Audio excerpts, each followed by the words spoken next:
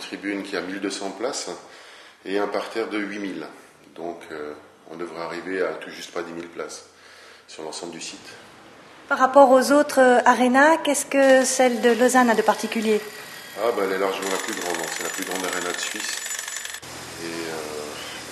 Et on espère bien que les Lausannois vont venir la voir. Quel type de problème peut poser ce genre de construction? Alors surtout des problèmes de sécurité. Globalement, il y a quand même des structures qui montent jusqu'à 20 mètres de haut ou 25 mètres de haut.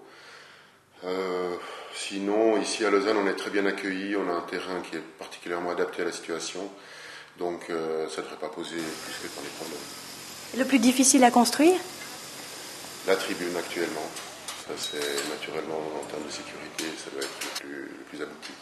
Vous avez commencé quand et quand terminerez-vous le travail? On a commencé le 29 et on finit le 7. Évidemment, tout doit être prêt pour le 7 à 16h pour l'ouverture.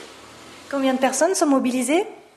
Alors sur l'ensemble du site, on va être une cinquantaine aujourd'hui.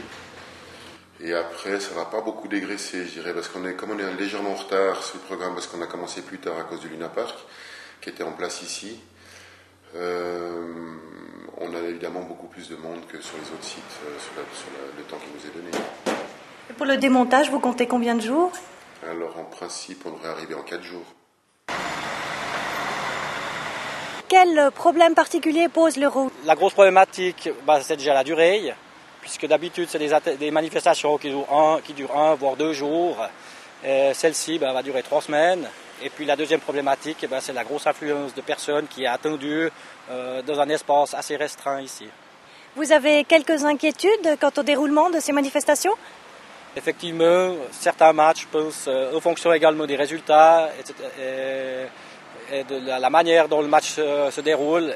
On a effectivement quelques craintes de personnes qui viendraient là, non pas pour suivre de façon festive la manifestation, mais plutôt pour venir la déranger, on va dire.